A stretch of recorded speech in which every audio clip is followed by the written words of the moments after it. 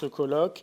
Je me contenterai d'être le plus synthétique possible pour vous laisser le plus de paroles possible et je ne vous passerai qu'un extrait de film, de Suspiria, mais dans un premier temps, introduire mon propos. En effet, dans les études académiques et la reconnaissance universitaire, le giallo italien ne fait pas figure de genre cinématographique majeur. Ce serait plutôt l'inverse, marginalisé, voire dédaigné pendant des années par la critique dite savante, le giallo ayant suscité depuis quelques années toutefois l'intérêt de certains chercheurs, de sorte qu'il soit possible désormais de considérer peut-être plutôt ce genre cinématographique ayant potentiellement, je le crois, des choses intéressantes à nous dire, voire à définir des qualités, qu'elles soient intellectuelles ou esthétiques, qui lui sont propres. Un bref retour bibliographique s'impose pour saisir le renouvellement de la recherche en la matière. Je me cantonnerai seulement ici à la recherche universitaire française, j'en suis fort navré.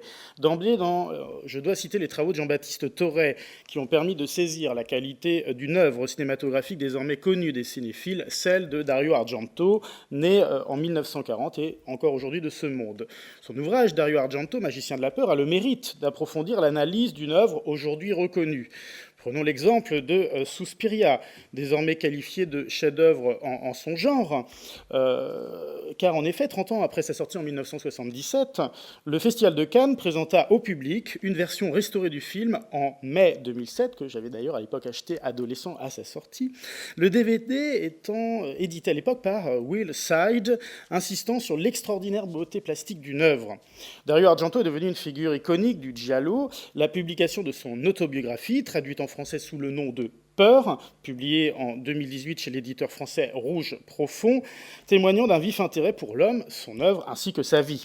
Enfin, comme ultime preuve d'un regain d'intérêt pour Dario Argento, je mentionnerai seulement ce réalisateur, on citera la rétrospective, d'ailleurs très belle, que j'ai eu l'occasion de voir, proposée par la Cinémathèque française entre le 6 et le 31 juillet 2022.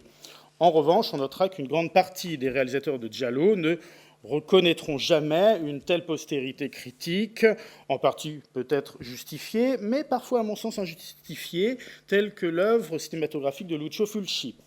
Récemment, le giallo a suscité quelques publications universitaires qu'il convient de souligner, ce qui témoigne d'un réel regain d'intérêt pour ce genre cinématographique qu'on aurait pu juger avec anachronisme underground. On citera l'ouvrage de Philippe Metz, récemment publié Le Giallo ou l'enfance de l'art, publié chez Classique Garnier en 2025, très récent. Également celui d'Alice Laguarda, L'Ultima Maniera, le Giallo, un cinéma des passions. Le titre d'Alice Laguarda inspire cette communication, le giallo étant un genre cinématographique volontairement maniéré. Pour l'historien de l'art que je suis, la familiarité avec les images dites baroques me semblait une évidence. En effet, nombre de giallo s'inspirent de l'esthétique théâtrale, et là est mon propos.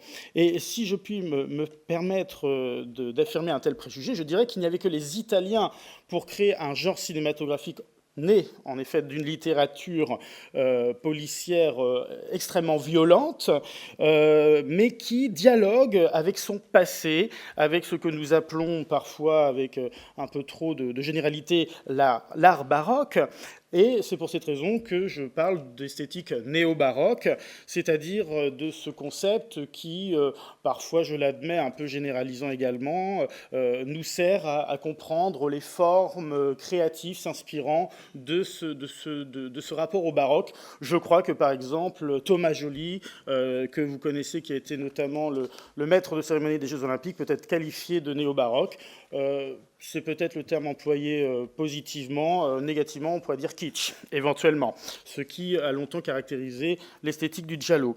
Voici donc la direction que je vous propose, comprendre comment le giallo, genre cinématographique néo-baroque, est intrinsèquement lié à l'imaginaire théâtral, à ses processus d'illusion narrative et plastique. Le giallo n'est pas un cinéma réaliste, mais un spectacle opératique. Et j'oserais la comparaison en citant La Bruyère, qui, parlant des opéras Lully, écrivait, comme le disait Benedetta, qu'il ne faut point de vol, ni de char, ni de changement aux Bérénice à Pénélope, il en faut aux opéras, et le propre de ce spectacle est de tenir les esprits, les yeux et les oreilles dans un égal enchantement. Je crois que cette citation, pourtant qui date de l'époque de Lully, correspond en partie à ce genre cinématographique.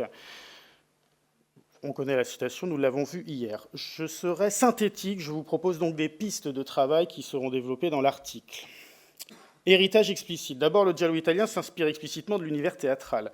Prenons l'exemple des Frissons de l'angoisse, réalisé en 1975, le début du film s'ouvrant sur une conférence psychologique, psychanalyste, voire quelque peu mystique, dans une salle de théâtre à l'italienne qui n'est autre que le Teatro Carignano, situé à Turin, ville où le réalisateur tourne une partie de ses scènes extérieures. Cette esthétique illusoire du voilé et du dévoilé se retrouve dans le film que nous pouvons considérer, et que nous considérons généralement comme le premier giallo de l'histoire du cinéma, réalisé par Mario Bava, Six femmes pour l'assassin, 1964. Le tueur masqué annonce une esthétique qui jouera incessamment sur l'ambiguïté des genres, le tueur pouvant finalement être une tueuse, comme dans L'oiseau au plumage de cristal de Dario Argento en 1970. Le public apprenant à la fin de ce film que le personnage principal, Monica, une tueuse qui se faisait passer pour une victime, avait finalement vécu des traumatismes, et sa schizophrénie explique en partie des gestes qui sont dans le film extrêmement violents.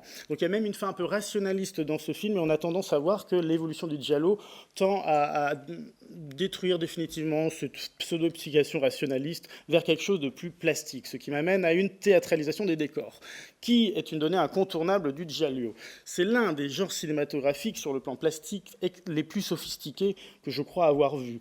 Refusant une esthétique réaliste, bien que pouvant être le miroir convexe d'une certaine réalité, j'y reviendrai plus loin dans ma communication, les personnages évoluent dans des décors extérieurs et intérieurs profondément théâtraux. Je crois que cette capture d'image est explicite. Les décors ne sont pas réalistes, ils sentent la matière. On a l'impression d'être dans une intertextualité, une intericonicité avec des tableaux. Et je ne prendrai que cette capture d'écran que l'on pourrait comparer en histoire de l'art, avec des peintures telles que Pialo de la Francesca. La perspective linéaire, par exemple, est utilisée dans certains moments du film pour, je remets l'image, construire des personnages qui semblent aller et venir comme dans un théâtre. Je peux pousser la comparaison plus loin. En effet, cette esthétique du théâtre rappelle celle de Palladio, celle de ce qu'on appelle la Renaissance, et on notera le goût pour la perspectivisme, mais également pour les formes bizarres. Le cinéma de Dario Argento particulièrement dialogue avec l'art du Quattrocento, c'est-à-dire de la perspective linéaire, mais également avec un art qu'on appelle, en tant qu'historien de l'art, la période maniériste, c'est-à-dire la deuxième Renaissance qui suit la Réforme, c'est-à-dire autour de 1520-1540. Je poursuis. Je citerai comme dernier exemple de théâtralisation des décors l'usage du rideau. Le rideau est extrêmement présent dans cette esthétique qui dévoile, comme dans Six femmes pour l'assassin, cité précédemment, de Mario Bava. Le jeu sur les couleurs, renforcé par la disposition sophistiquée des lumières, qui ne cherche pas véritablement à rendre la scène réaliste, confère à ce genre cinématographique une certaine familiarité baroque. Plus ou moins explicitement, donc, le giallo cultive un imaginaire pictural profondément baroque. Et je pense à l'intervention de Bertrand Joannet sur le théâtre du monde, avec toute la prudence que nous devons utiliser dans l'usage de cette notion theatrum mundi, ou de ce concept anachronique pour l'époque qu'il désigne. D'emblée, la doxa nous pousse à creuser la relation unissant le giallo à l'esthétique du theatrum mundi, si chère à l'esthétique baroque. Dario Argento, une fois de plus, se réfère au monde du théâtre, en particulier de l'opéra, dans son film plus tardif, sorti en 1987, intitulé Opéra, l'action se situant dans l'univers lyrique, jusqu'à mettre en scène des épisodes de Macbeth de Verdi, d'après la célèbre pièce de Shakespeare. Le film s'annonce comme un hommage explicite à la culture baroque, à l'univers de l'opéra. Les mouvements de caméra sophistiqués, je vous invite à la voir, je ne vous le montre pas, mais il y a une caméra qui tourne au-dessus du théâtre à l'italienne et qui semble, donne un effet de tournoiement et le décor s'autodétruit sur la scène. Bon, on est vraiment dans un effet de caméra subjective où le tueur, par exemple, s'apprête depuis l'une des loges à tuer sa chanteuse fétiche. La référence, nous la connaissons aussi, elle n'est pas que baroque, c'est bien sûr le roman de Leroux. Bien sûr, le fantôme de l'opéra. Dario Argento, d'ailleurs, je n'en parlerai pas ici, a fait sa version du fantôme de l'opéra, qui certainement n'est pas l'un de ses meilleurs films. Voici le théâtre de tournage, le Teatro Regio de Parme. Très beau théâtre 18e. Une maniera moderna. En effet, c'est donc une recherche de plasticité qui caractérise une partie de la production cinématographique du giallo. Une picturalité volontairement trompeuse, où je prendrai cet exemple que je travaille, que j'ai beaucoup plus travaillé dans mon article, c'est la question des couleurs. En effet, les couleurs dans le film, prenons le sang, puisque le sang caractérise l'une des couleurs fondamentales de ce genre, par le meurtre, le rouge, on pourrait dire, n'est pas rouge. Je pense parfois à Diderot, qui disait, dans ses fameux salons, dans ses fameuses critiques d'art, où il disait « ce vert n'est pas vert » pour qualifier ce jardin. Et j'en reviens à l'idée d'artificialité et de vraisemblance qui caractérise toute la culture baroque et celle du trompe-l'œil. Donc oui, c'est volontaire dans la part de ce film de Lucio Fulci, le venin de la peur, que de montrer par exemple cette femme qui a évité la mort de près, avec ce rouge sur sa gauche, sur notre droite, qui n'a rien d'un sang, on pourrait dire, réaliste. C'est donc le rapport même aux couleurs, le rapport au corps, qui est pourtant violenté dans ce film, autant psychologiquement que physiquement, est toujours, je dirais, en tension avec sa mimésis. Donc il y a vraiment c'est un cinéma qu'on ne peut pas prendre au premier degré d'une certaine manière. On peut le prendre au premier degré, je dirais, sur le plan plastique, mais pas fondamentalement dans ce qu'on pourrait chercher de réalisme dans le cinéma. L'attitude des personnages, d'ailleurs, est souvent grandiloquente, et les expressions, parfois, me font penser à ce que Lebrun a parfois fait du temps de Louis XIV lorsqu'il théorise les passions de l'âme, qui sont profondément exagérées et qui, d'ailleurs, serviront de modèle aux artistes de l'Académie royale de peinture et sculpture. Donc, il y a une distension avec le réel, et dans Les frissons de l'angoisse, par exemple, si je reste sur la couleur rouge au début du film, lorsque l'enfant prend le couteau ensanglanté, en contraste avec le paysage de Noël représenté en arrière-plan, la couleur rouge sur le couteau est épaisse. C'est presque de la plastique. C'est comme s'intéresser à la peinture sur le plan technique. On voit que ce sang est épais, dégoulinant, pâteux. Ce couteau vient de tuer quelqu'un. Regardez, il suffit de voir les tranches du couteau. Elles ne sont même pas ensanglantées. Il y a donc un choix, et surtout chez Dario Argento, un choix de nous montrer que ce couteau qui vient de tuer, finalement, n'a peut-être pas tué. Oui, on est vraiment dans un rapport de distance, de trompe-l'œil, de ce rouge qui, d'ailleurs, fait écho à la guirlande de Noël en arrière-fond. Troisième exemple avec Ténèbres, qui utilise avec virtuosité, ce qui est plus rare chez Argento, la couleur blanche, ce qui démarque ce film des palettes plus rouges, sombres et obscures de Suspiria ou d'Inferno. Lors d'un meurtre d'une extrême violence où le bras d'une victime est coupé, je ne vous montre pas des images affreuses, mais le sang se déverse sur le mur, créant, non sans ironie picturale, une forme de tableau abstrait qui pourrait rappeler certains courants artistiques typiques des années 1960, tels que l'actionnisme viennois. Mais la mise en scène grandiloquente de ce meurtre, devenu production artistique, est une référence à l'acte créateur, parfois provocateur, du giallo italien, qui avait aussi une fonction, c'est de choquer la bourgeoisie italienne, choquer une société qui est encore pétrie de conservatisme, et cette provocation picturale, qui n'est pas sans référence aux provocations dites maniéristes dans l'histoire de l'art, a été pionnière dans ce cinéma qui a eu un certain succès.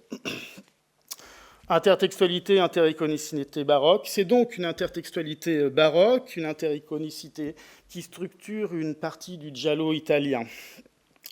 Un spécialiste de cette époque ne peut être que familier de cette esthétique où l'illusion structure un imaginaire pictural. Je prends l'exemple du miroir dans Les Frissons de l'angoisse, où le héros découvre et se découvre par un miroir déformant dans ce lieu énigmatique où commencent à se résoudre les différentes pièces du puzzle. Je suis navré de ne pas vous expliquer les histoires à chaque fois.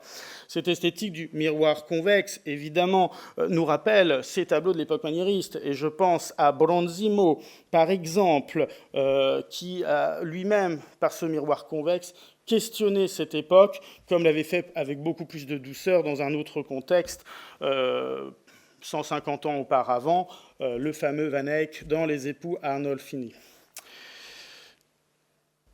Je vais même plus loin en prenant une autre capture d'écran des Frissons de l'angoisse, où le héros qui découvre la femme dans cette maison énigmatique les différentes pièces du puzzle se retrouve devant des formes de peinture qui ressemblent à des formes de têtes de mort, mais qui, moi, spontanément, me rappellent un tableau que nous connaissons, j'imagine, toutes et tous, de la culture caravagesque. Le travail sur la lumière, je n'aurai pas le temps d'en parler ici, dans le giallo, est un travail de clair-obscur absolument extraordinaire. Et voilà, toutes ces références, voilà, cette violence même qu'on a chez le Caravage, quelque part, en son temps, n'est pas si éloignée, je crois, de ce que le giallo proposait en son temps. Dernier exemple, il est très bien ce film, il n'est pas si connu d'ailleurs. C'est le film d'Avati, La maison aux fenêtres qui rient. Même les titres sont étranges. Le long métrage racontant l'histoire d'un artiste engagé par un prêtre pour restaurer une fresque représentant le martyre de Saint-Sébastien. Je ne vous raconte pas la suite de l'histoire, il y a beaucoup de rebondissements, mais il n'est pas anodin, il est souvent même commun, que même la création picturale et sa théâtralité soient aussi mises en contexte dans ce qu'est la relation entre l'Italie et l'Église dans les années 60-70. Enfin, une esthétique néo-baroque qui formera ma conclusion. Je suis à 17 minutes, je suis donc bon pour vous projeter l'extrait. Je dirais simplement que l'esthétique néo-baroque du giallo, c'est l'exubérance opératique, c'est le choix volontaire de décors qui ne peuvent pas nous émouvoir sur le plan du réel, ils ne peuvent éventuellement que nous émouvoir sur le plan plastique. Les personnages dans Inferno Suspiria rôdent dans des maisons hantées, et comme Alice au Pays des Merveilles, quelque part, nous sommes dans des mondes où le plaisir est finalement de trouver parfois une solution à l'énigme, que d'ailleurs parfois on ne comprend pas à la fin, mais là n'est pas si grave, puisque c'est un cinéma qui, quelque part, n'est pas toujours un film à thèse. Il y en a en revanche, mais ce serait l'occasion d'un autre travail. La musicologie m'amènerait à dire des choses très simples, mais le baroqueux que je suis a toujours été sensible à la musique des giallo et ce qu'on appelle le synthétiseur. Il suffirait d'écouter certains extraits de ces films. Le synthétiseur n'est pas sans rappeler ce qu'est le clavecin dans la culture baroque italienne. Et là, il y a un énorme travail, je crois, à faire sur le plan de la recherche entre le synthé, qu'on appelle le synthé, et la réutilisation du synthé dans cet imaginaire néo-baroque et musical qu'est la culture baroque. Ouais, c'est les miroirs, c'est les morts, c'est le teatro mundi, voilà. Enfin, c'est réinventer le néo-baroque que nous propose le giallo, avec ses spatialités volontairement artificielles, ses mouvements de caméra qui tournent comme des escaliers.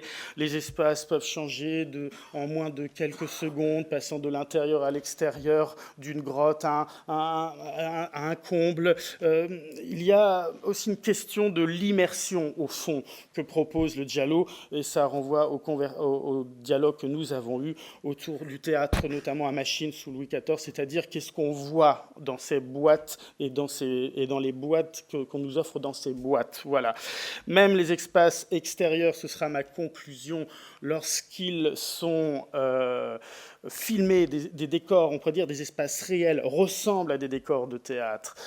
Même l'architecture de ces films n'est que théâtrale.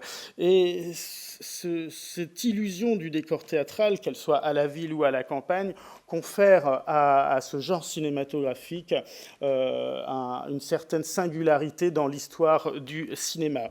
En guise de conclusion, eh bien, je vous propose tout simplement de voir la fin de Suspiria. J'aurais donc respecté mon temps. Que raconte l'histoire? Très simple, une jeune fille, une danseuse, qui cherche dans une école de danse à se former, et il s'avère tout simplement que cette école est dirigée par des sorcières. Alors à la fin, elle découvre que les méchantes professeurs sont des sorcières, et le spectacle, parce que c'est un spectacle, se termine sur l'autodestruction du décor, ni plus ni moins. Et cette autodestruction du décor n'est pas sans rappeler ce que nous avons dans l'opéra baroque, je pense au dernier opéra de Kino Lully, Armide. Et voilà, c'est la fin du film, et elle sort de ce décor qui s'autodétruit comme un personnage d'opéra baroque. Et nous sommes autant sonnés que l'actrice, ou la petite Suzy. Et ce sera ma conclusion que la fin de Suspiria. Et je vous remercie.